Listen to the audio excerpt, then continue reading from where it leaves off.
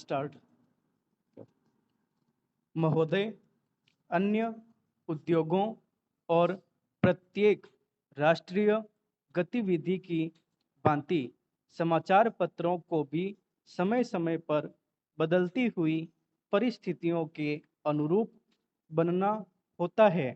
हमारे स्वाधीनता संग्राम के अवसर पर राष्ट्रीय पत्रों ने बहुत बड़ा काम किया, जिसे राष्ट्र प्रशंसा की भावना के साथ स्मरण रखेगा। देश के स्वाधीन होने के बाद से समाचार पत्रों के दायित्व में मौलिक परिवर्तन हुआ है। देश से विदेशी सत्ता के जाते ही शासन तंत्र राष्ट्र के प्रतिनिधियों के हाथ में आ गया।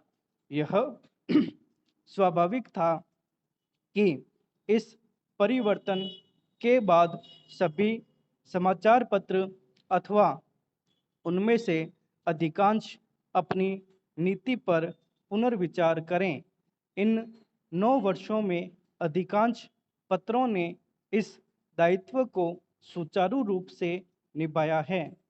मैं यह प्रसन्नता से स्वीकार करता हूँ कि पत्रों ने राष्ट्रीय महत्व के प्रश्नों पर सरकार का समर्थन कर उसका बल ही नहीं बढ़ाया, बल्कि जब कभी विचार स्वातंत्र्य और सच्चे मतभेद की मांग हुई तो पत्रों ने आलोचना का आश्रय भी लिया।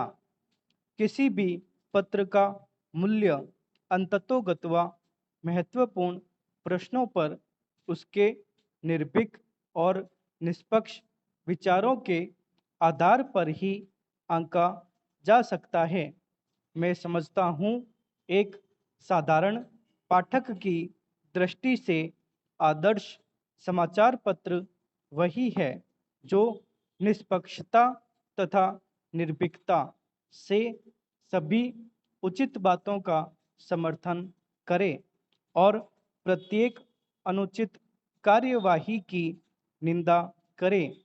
ऐसे देश में जहाँ विचार स्वातंत्र्य की पूर्ण व्यवस्था है, समाचार पत्र ही अपने निष्पक्ष तथा वस्तुगत मूल्यांकन से जनता का पथ प्रदर्शन कर सकते हैं। यह काम उतना ही आवश्यक है जितना जनसाधारण में संवादों का प्रसार करना। भारत में समाचार पत्र उद्योग लगभग 100 वर्ष पुराना है। इस काल में पत्रों ने बहुत प्रगति की है और शक्ति तथा यश का उपार्जन किया है, किंतु जब हम भारतीय पत्रों की दूसरे प्रगतिशील देशों के पत्रों से तुलना करते हैं तो हम बहुत सी बातों में, विशेषकर प्रकाशन संख्या की दृष्टि से, अपने पत्रों को बहुत पिछड़ा हुआ पाते हैं। लघु प्रकाशन संख्या का प्रमुख कारण हमारे देश में साक्षरता का भारी अभाव है। यह हर्ष का विषय है कि कुछ समय से पत्रों की प्रकाशन संख्या बराबर बढ़ती जा रही है और देर सवेर उसकी दूसरे देशों के पत्रों की प्रकाशन संख्या में तुलना की जा सकेगी। यह कहना असंगत न होगा कि समाचार पत्र उद्योग दूसरे उद्योगों से कुछ भिन्न है। वास्तव में इस उद्योग और दूसरे उद्योगों में यही यदि कोई सामान्य बात है तो यही कि दोनों ही की गणना उद्योगों से होती है। इसके अतिरिक्त समाचार पत्रों और अन्य उद्योगों में बहुत कुछ भेद है।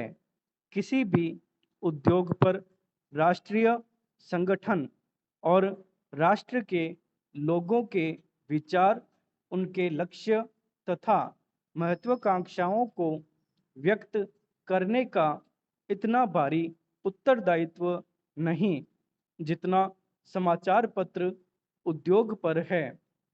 पत्रों और पत्रिकाओं का प्रकाशन संसार के सभी देशों में आरंभ में एक साधारण प्रचार कार्य के रूप में हुआ।